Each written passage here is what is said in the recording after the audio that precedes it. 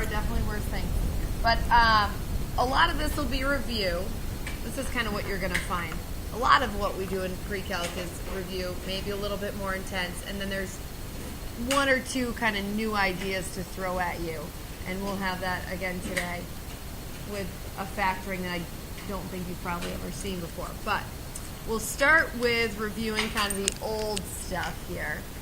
Factoring, the first example here, factoring a trinomial. Most of you probably use a guess and check method.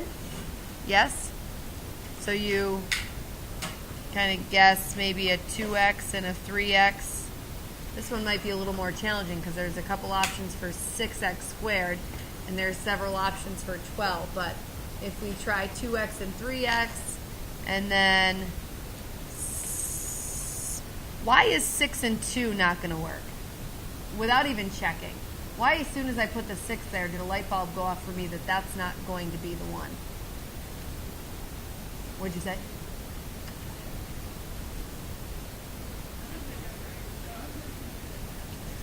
Okay. Stephen? Right, so, well, but you're checking. I'm saying even before, I just guessed, and without even checking, if I look at this binomial, I know that's not even possible. Because this binomial would have a GCF in and of itself of 2, right? And the original trinomial didn't have a GCF of 2. So that wouldn't be it. So 6 and 2 definitely is not going to be it.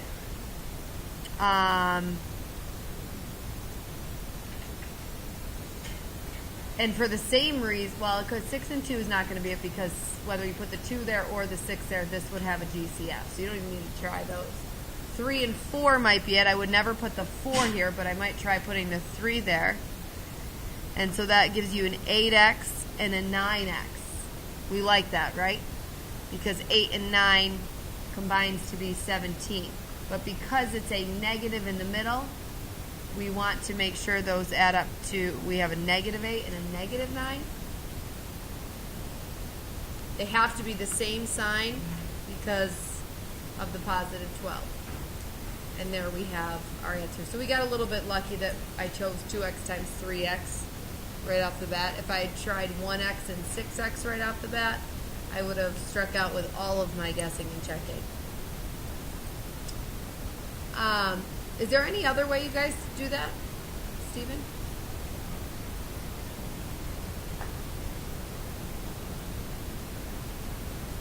Okay, right. So I don't actually do the box method, but I do something that you're going to see is similar. It's pretty much the box method without the pretty picture. I multiply 6 times 12 and I get 72. And I'm looking for two numbers that multiply to get 72. So I'm just going to write that that comes from A times C. There's your A, there's your C. So I'm looking for two numbers that multiply to get 72, but combine to get negative 17. And that's where I would get negative 9, negative 8. They multiply to get positive 72, but they combine to get negative 17. You would do something similar with the box method. So rather than drawing the box, what I do is I rewrite my middle term. I call my method splitting the middle term. Okay, so I'm going to split up that middle term, leave the 6x squared, but rewrite negative 17x as negative 9x minus 8x. It's almost like uncombining, right?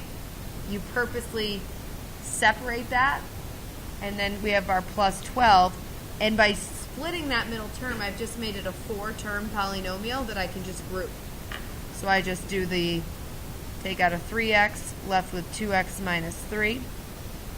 Take out a what? What do you take out from this group? Negative 4. If the group leads with a negative, you want to take out a negative. So I take out a negative 4, and I'm left with 2x minus 3. And then what should happen if you chose the right two numbers is that those should always match. You guys did grouping last year, right?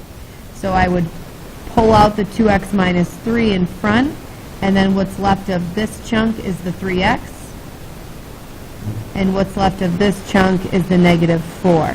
And in a different way, I got the same answer. Okay? Guess and checking, as you know, can just become frustrating if there's too many combos. Can become less time efficient.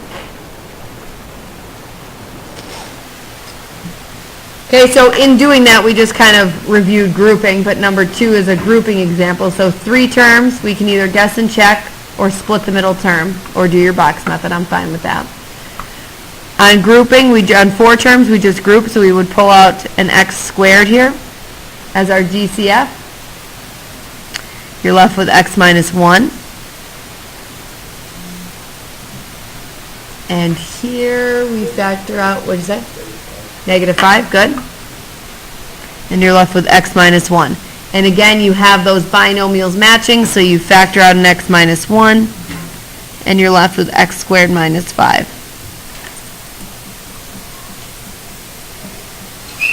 Okay, so these are our final answers. We've come up with the factors that would multiply to get that. Good? Okay, how would we start 3? Taylor. Right, you should start every problem with a GCF. I kind of haven't talked about that yet just because, I took it for granted that I looked quickly and I didn't see a GCF there or there for all the terms, but you should look for that first. Otherwise, you would feel like there's nothing to do here. Okay, so you want to take out a 2, left with 81x squared, or x to the 4th, minus 1. And then what do you make of that? I have a feeling this is wrong, but 3x minus 1 and the parentheses to the fourth power. I feel like that's wrong, 3x minus 1.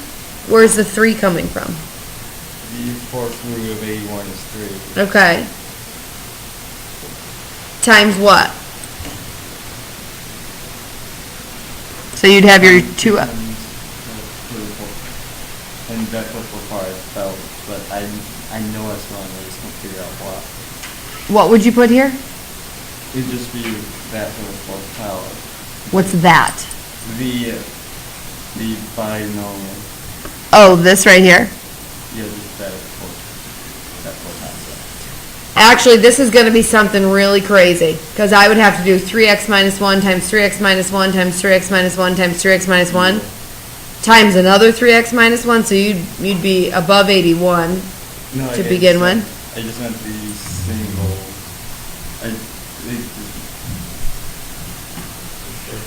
Yeah. Oh, you want me to just put 3 here? No. Oh, you didn't want this at all. You just wanted this one raised to the 4th power. Yeah, that would be nice, but that's not going to work.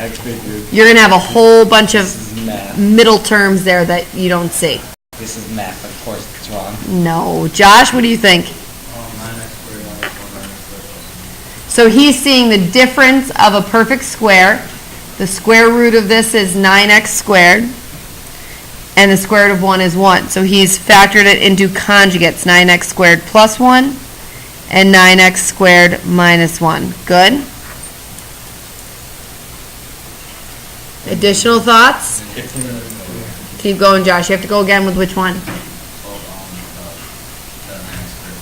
Right. So our final answer, we have our 2, and we have our 9x squared plus 1. This, again, is the difference of a perfect square and a perfect square. This has a square root of 3x. So 3x minus 1, and I'm out of room, 3x plus 1. Would be your 4 factors of that.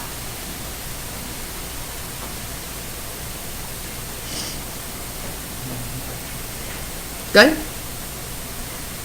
Okay. Number 4 is back to a trinomial, so we can guess and check again. But this is kind of the backwards factoring of what we learned yesterday when you square a binomial, okay? Because this is a perfect square with a square root of 8x. This is a perfect square with a square root of 1. And when you multiply 8x times 1, you get 8x, and double that gives you 16, although it's a negative 16. So this is going to be this is a perfect square trinomial, because 8x minus 1 squared would give you that. Remember when we talked about the shortcut moving backwards yesterday? When you were asked to multiply this out, this squared gives you 64x squared. This squared gives you the 1. When you multiply these two, you get negative 8x. Doubled is negative 16x. Yes? Okay? Not that you can't guess and check and obviously get it, but if you recognize a perfect square and you recognize a perfect square, go ahead and see if their square roots, when you multiply them together and then double them, give you the middle. If so, it's a perfect square trinomial. Okay? Any questions on that one? Do you remember the sum or the difference of perfect cubes factoring rule? 2 of you do? 3, 4. Lily, W.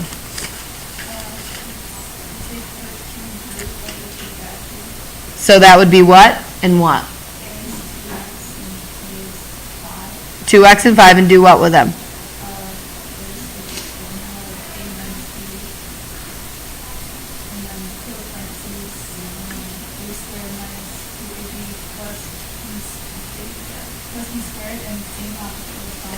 Okay, so particular to this problem, what am I going to put in the first set of parentheses?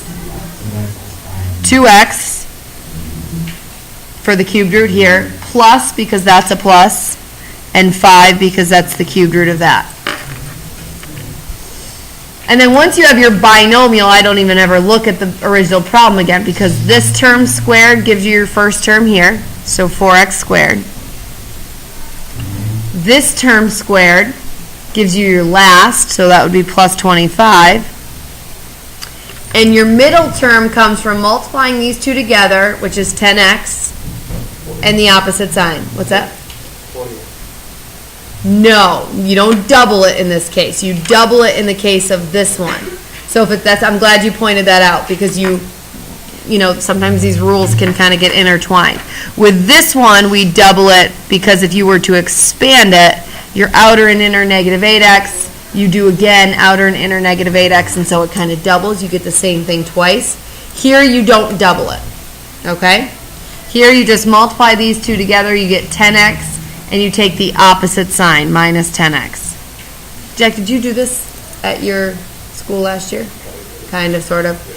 It's kind of a debate whether or not Algebra 2, I don't think we've seen it on the Regents yet, but it's semi-sort of written in the New York State curriculum, so some teachers teach it, some teachers don't, to be honest, but you guys did last year, right?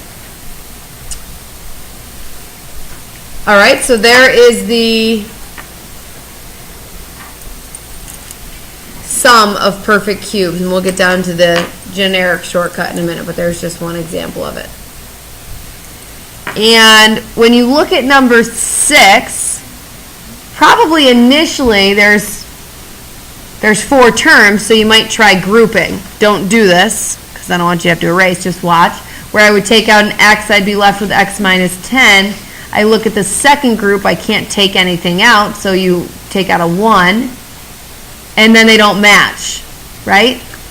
So it's not groupable 2 by 2. So what else do you see here? Does anybody see anything else that they might try or do? Kaylin? You could like factor them first, 3 and then 36 y squared is also x squared.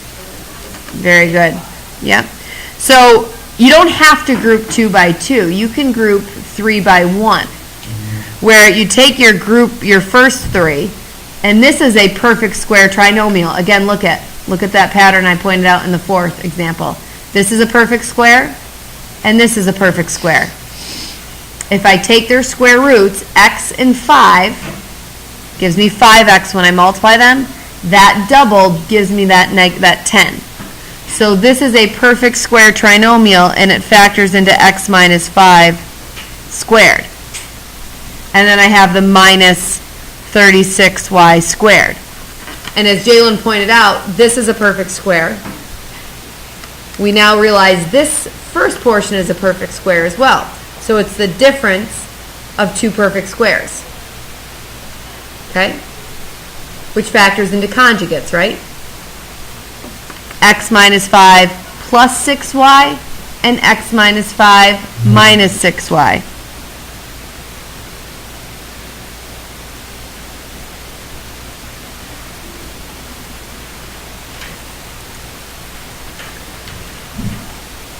And so you kind of have to train your brain to see it a different way than you might originally see it.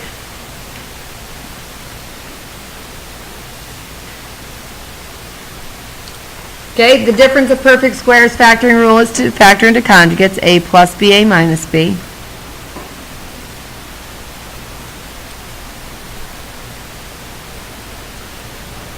With the difference of perfect cubes and the sum of perfect cubes, it's always a binomial times a trinomial. So I just kind of set that up first. So with the difference of perfect cubes, the difference, it's the cubed root minus the cubed root. And then when you jump to your trinomial, you take the first term and square it for the first term, the last term and square it for the last term, so that'll always be positive. And then your middle term comes from multiplying these two together, a times b, but with the opposite sign, so plus ab. And again, we are not doubling that one. That's not the doubling case. Sum of perfect cubes is almost identical, except for its sum, so the binomial has a sum. First term is still a squared, the last term is still b squared in your trinomial portion. Product is ab, so the opposite sign is negative ab. These signs should always be opposite. Here and here. So one's minus plus, one's plus minus. Okay? And then the perfect square trinomial, where you notice that the middle term is double the product of each of these square roots. I kind of am doing the plus or minus in the same problem. So it would be a plus or minus b squared. If this is a plus sign, then that's a plus sign. If this is a negative, then that's a minus. Okie doke. So in general at the bottom, I just wrote the steps out to factor. So the very first thing you should always look to do is take out a GCF. That's, for me, sometimes that happens subconsciously. And I forget to talk about the fact that I did look at that briefly. And then once you've factored out the GCF, if it's 2 terms, you're looking for your special patterns. If it's 3 terms, you're looking to either FOIL, kind of yes and check I should write.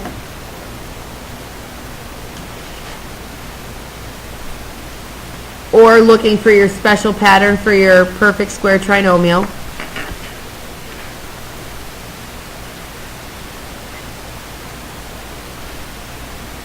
And if it's 4 terms, you're looking to group, or also looking for special patterns within the 4 terms like we just saw in number 6. Okay? So just a little review there. Okay, here's where we put a little twist on what you've done in the past. You've never probably factored when there have been fractional exponents involved. You've done fractional exponents, of course, but never maybe in the factoring sense. So I want to remind you that when you have something like this to factor, what do you take out as a GCF here? X squared. You take out really the smallest exponent. Yes? So I write factor out the GCF with the smallest exponent. So when you look at these 2 exponents, which one's the smallest? X to the 1/2. So when you divide that out, And remember, when you're taking out a GCF, like I'll do it here with the whole number so we can follow. I know you probably don't think of it this way anymore, but what you are doing is you're technically dividing x squared away from both terms, right? You're undistributing it. So if distributing is multiplying, then quote-unquote undistributing would be dividing it out. Yes? So if I divide out my x squared from x to the 4th, dividing out x squared, you are technically following the common base division rule, right? Where you subtract your exponents, and 4 minus 2 leaves you with x squared. I know that nobody in here thinks of it that way, right? When you're dividing out the whole numbers, but you're going to have to start thinking about it that way again when it comes to fractional exponents. And here, when you divide out x squared divided by x squared is 1. Yes? So you're dividing out that GCF. So here, and maybe I'll leave a little space here. I'm taking out x to the 1/2. When I divide out x to the 1/2 here, I need to follow my common base rule. 3/2 minus 1/2 is how many halves? 2 halves. 3/2 minus 1/2 is 2 halves, and 2 halves is 1. So that's just x to the first power, or just x. And when I divide out x to the 1/2 from x to the 1/2, anything divided by itself is 1. And there's your answer.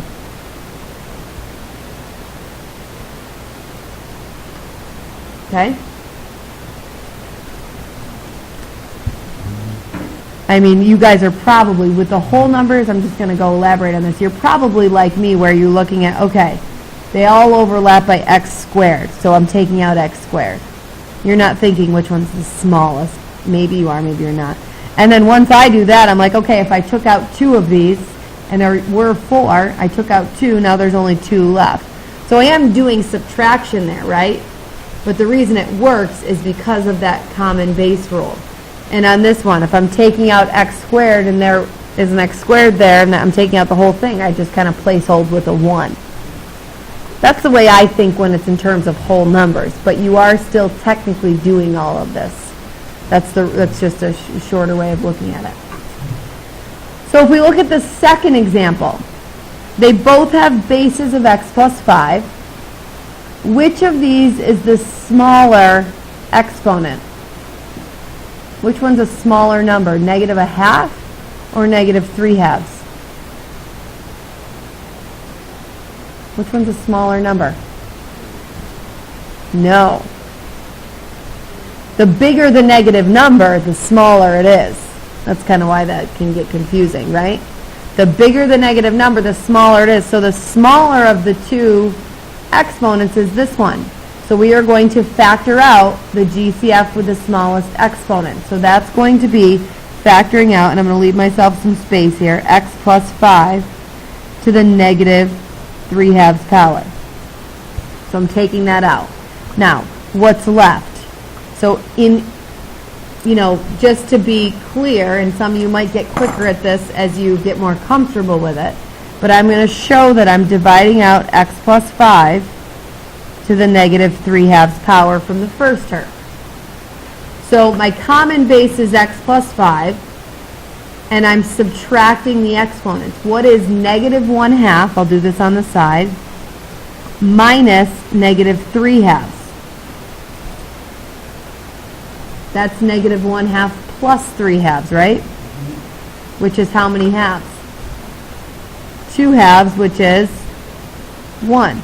So if this is going to be the base of x plus 5, technically to the first power, which we don't really need to write, but I'm going to write it just so when you're looking back you can follow what happened here. And when I divide x plus 5 to the -3/2 out of this is something divided by itself, right? So I just get 1.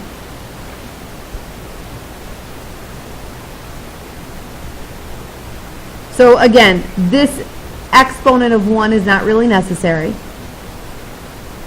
And then neither are these parentheses. So I can simplify this. What is x plus 5 minus 1?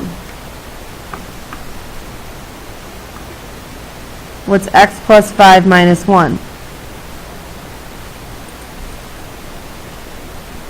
X plus 4.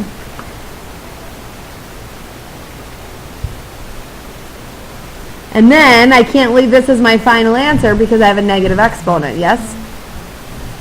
So my final answer requires that I bring this to a denominator. So I have x plus 4 over x plus 5 in parentheses to the 3/2 power.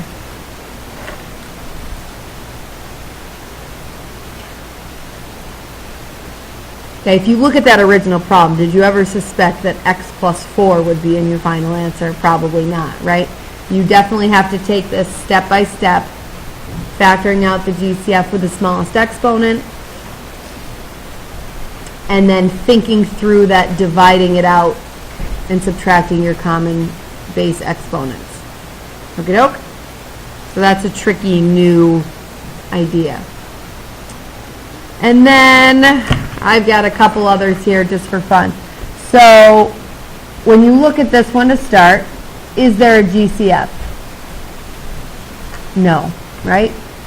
So if there's no GCF, you want to guess and check.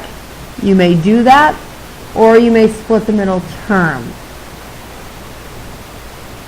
Let me give you a minute to try that one on your own.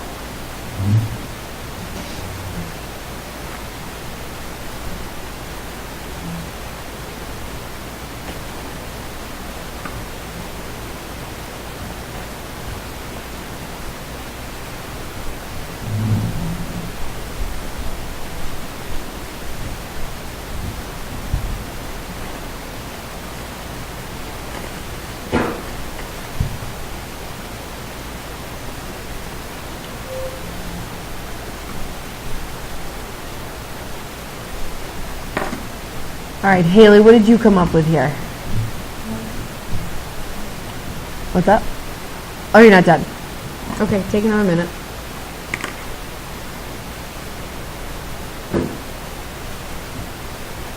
If you finish the first one, definitely go ahead and move on to the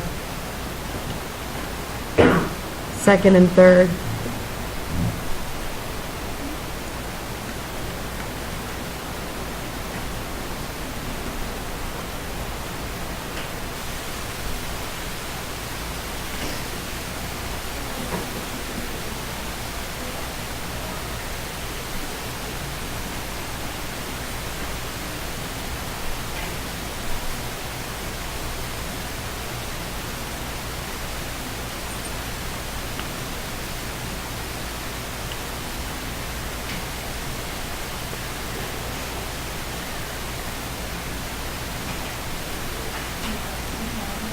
Okay, let's hear what you have.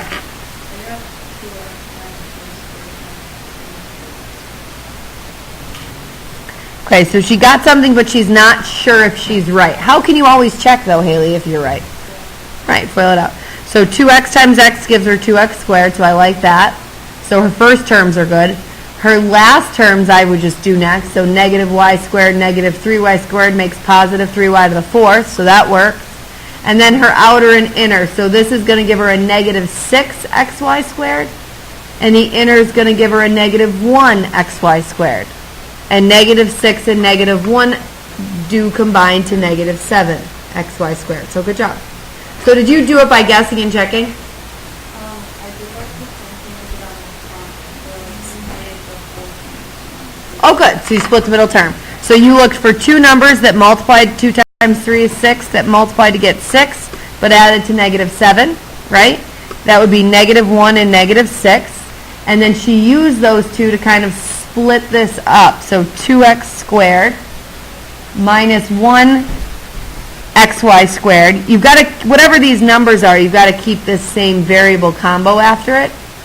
And then minus 6xy squareds. So we've uncombined like terms. And then she did a grouping from here. So she had to pull out an x. She was left with 2x minus y squared. And here she had to pull out a negative 3y squared, right? They have a y squared in common.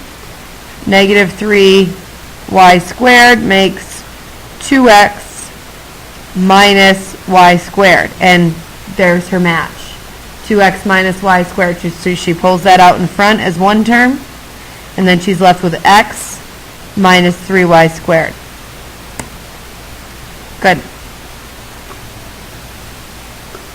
Nice job. I'll circle that so it's not confused with the work on the side. Great. Any questions on that one? Yeah, David. So when even when there's an exponent, so like when you multiply the exponent, so we get the 6, you don't have to multiply like the exponent? No, because you're just looking for that a times c, just the coefficient to find your magic number that you're trying to find two numbers to multiply to. And then you worry about the variables. Once you find those two numbers that multiply to get 6 and add to get negative 7, then after those you tag on that middle term because you're splitting the xy squared term up into two different xy squared terms. What's our first thought when we look at this next one? What could you do first, Nathan Z? Take out a y, which leaves us with y to the 6 plus 1. Then what? What do you see? It's a special pattern. I'll give you that hint. Michelle. It's a two-term special pattern. So really our options are difference of perfect squares, difference of perfect cubes, or sum of perfect cubes. Sum of perfect cubes, very good. So we talked the other day about perfect cubes. The exponent just needs to be divisible by 3. So that's a perfect cube. And 1 is a perfect cube. Because 1 times 1 times 1. So if we're following that rule, that's going to break up into a binomial times a trinomial. Kendall, what is the cubed root of y to the 6th? Y squared. And what is the cubed root of 1? 1. And because this is a plus sign, we're going to bring the plus sign into our binomial. And then from there, jumping to the trinomial. What's the first term of the trinomial, Ellie?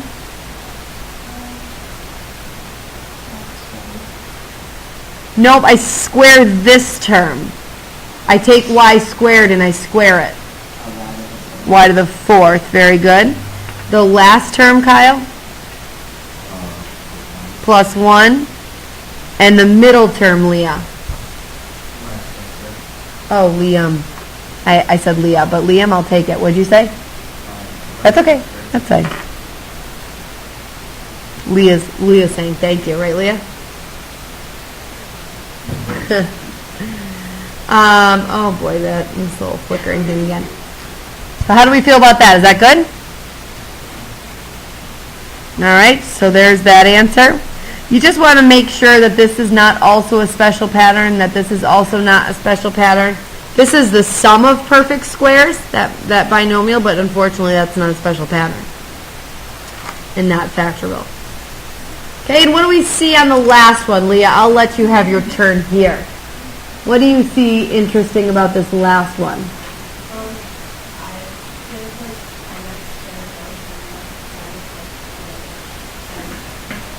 Right, so she noticed that every term, and technically there are 3 terms to start, 1, 2, and 3, and they all had an x plus 1. So their GCF is x plus 1. So she pulled that out. Yes, Stephen? After the last problem, Mm-hmm. I thought there was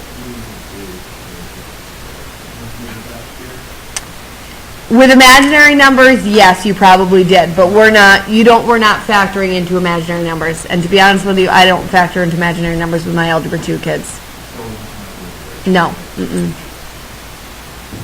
It's worth seeing, but I don't think it's going to ever come up again, to be honest.